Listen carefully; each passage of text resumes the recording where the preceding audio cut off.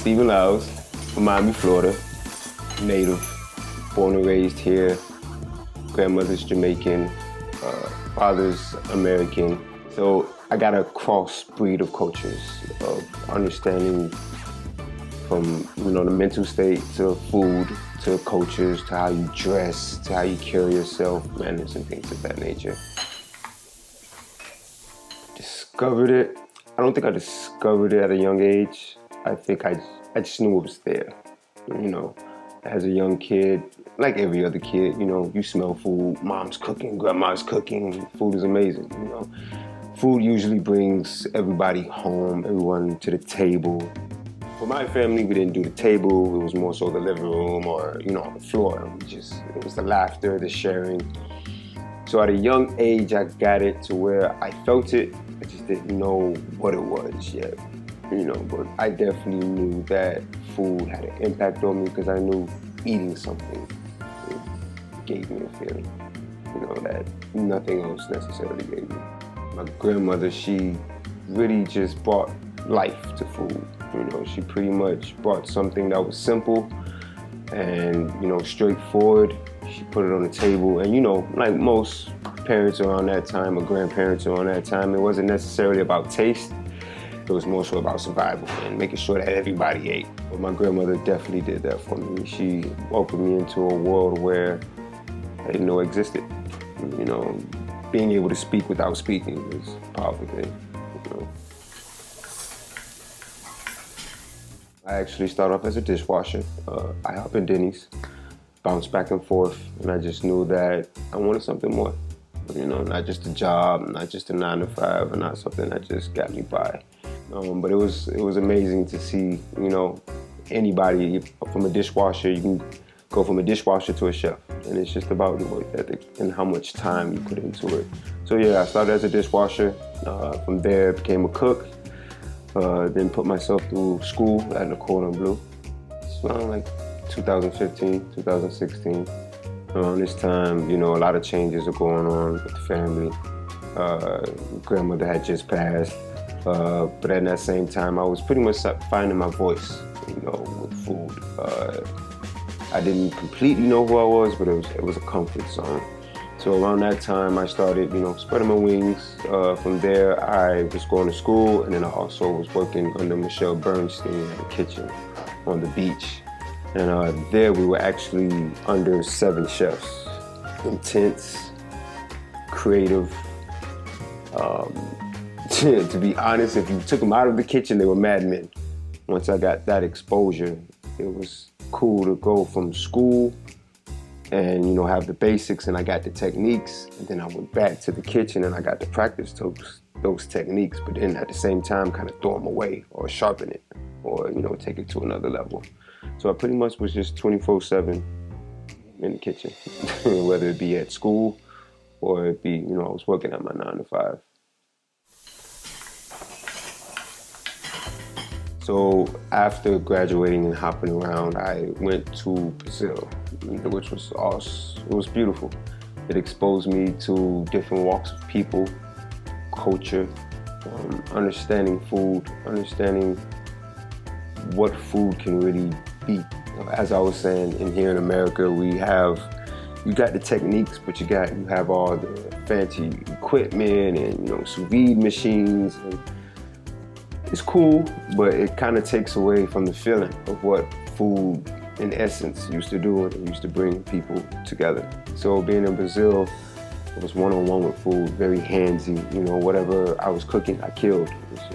So that was cool. Or if you cooked it, you caught it, or you saw it. Like, it was that intimacy with food is mind-changing, to be honest with you. It's funny because in different settings, different food, they provide different usage. So doing the food truck, which was fun, fast-paced, but I was putting out, fine dining on a food truck, in club environments, in an environment where people typically wouldn't see or get this style of food, which was cool. Or like you say, I have my private 838 private dining, which is a different experience. I honestly feel like food should always connect people. So even when I deal with my clients for the private events, I don't sell packages. I tell them I sell the experience. I'm not selling you a package. If I'm just selling you a package, you can pretty much go to the restaurant. So when I create my menus from top to bottom is what that customer wanted. So and then of course I infuse flavors and techniques to really take it to really give them that wow factor. But it's everything I do is for that connection with that client. I want that client to know that I'm here for you. I'm cooking for you, and at the comfort of your home, to not have to leave home.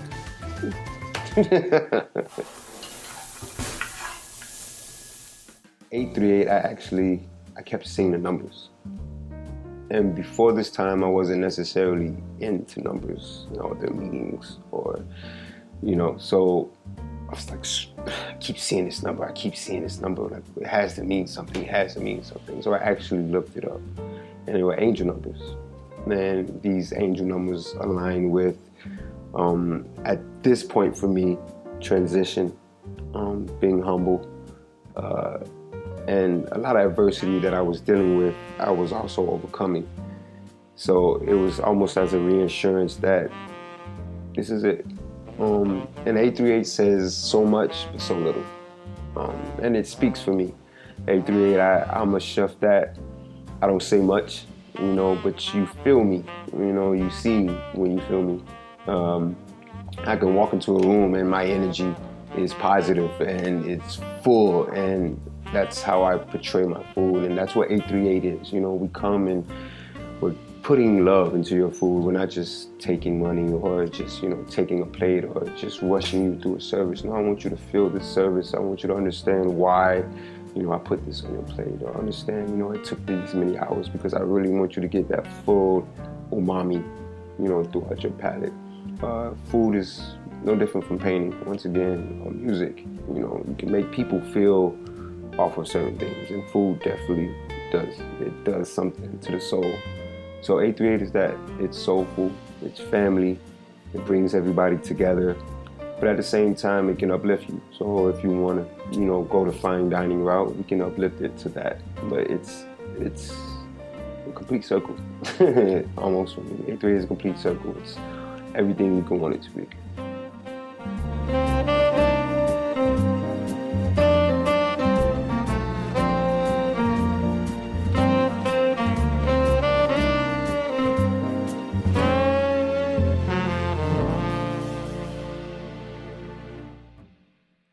I eat.